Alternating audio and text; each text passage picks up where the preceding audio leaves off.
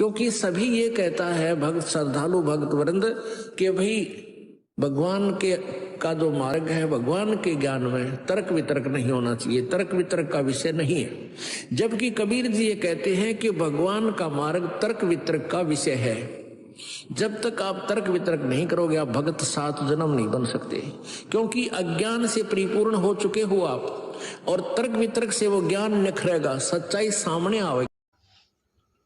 आज के बाद अगर किसी की निंदा चुगली व्यर्थ की, चाहे आपका कोई कितना ही बुरा कर रहा है, आपके विषय में आपके पीठ पीछे कोई कितना उल्टा सीधा बोल रहा है, भगत जी दास ने पहले भी कहा था, परमात्मा दास से उतना ही संदेशा दिलवाता है जितना दास को परमात्मा चलाता है। ये निंदा बिंदा का संदेशा जो आज आपको मिल रहा है, मैं पिछले 2 साल से रामचंद्र जी को सहन कर रहा हूँ। सींग लगा लगा के भेज रहे हैं ना, सींग लगा के। क्या मेरा कोई प्रत्युत्तर आपने सुना? नहीं। निंदा की भाषा में, चुगली की भाषा में। उल्टा मैंने उसको एक और मौका दिया मालिक के दया से, उसके साथ में बात करके 18 मिनट तक कि भगत जी माफ करो दास को, दास से हो सकता है गलती हो गई, दास ही दोषी है, भगत जी आप सही थे, किसी भी तरह से ये आदमी मुख्य धारा में आ जाए। लेकिन वो नहीं सुधरा ना, अब उसका ऑपरेशन मालिक के हाथ में।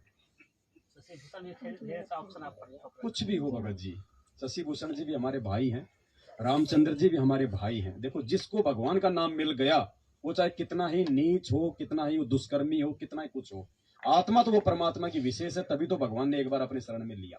बाकी उसके संस्कार कमजोर, जो नहीं टिक पाए, नहीं अपनी आदतों को चेंज कर पाए। लेकिन हमारा प्रयास होना चाहिए, जब भी हम कभी उनसे मिले तो हमारी जो गर्दन है वो नीची नहीं होनी चाहिए कि मैंने इसके प्रति ये बोल रखा है, मैंने इसकी पीठ पीछे इसकी ये बुराई कर रखी है। हमारी गर्दन नीचे नहीं होनी चाहिए, वरना हम अपने बाप को लज्जित कर रहे हैं, अपने गुरु को लज्जित कर रहे हैं। हम कभी भी मिले तो हमारा सीना फकर से सामने होना चाहिए। 2 साल से, और 2 साल से क्यों, पूरी 6 साल ही हो गई। मैनेजमेंट वाले भाई हमारे साथ में कौन सा अच्छा कर रहे हैं? हमने तो उनका हर जुल्म सहा ना भगत जी। क्या हमने उनको कोई प्रत्युत्तर दिया? सिर्फ जो सच था वो हमने कहा, क्योंकि आज हम वो जयदेव वाली भूमिका वर्तमान में वो नहीं कर सकते, क्योंकि हमने दूसरे भाइयों को भी जगाना है। आगे रास्ते में कोई सांप पड़ा है और कोई छोटा बच्चा जा रहा है, तो हम वहां पे जयदेव नहीं बन सकते। हमने उस बच्चे को बचाने के लिए उसको बोलना पड़ेगा कि आगे सरफ है भाई, उस रास्ते मत जा, वहां तेरी मर्यादा टूटेंगी, तेरे से राजनीति करवाई जाएगी, तेरे को भगवान का वहां पे जो वो दोषी बनाया जाएगा।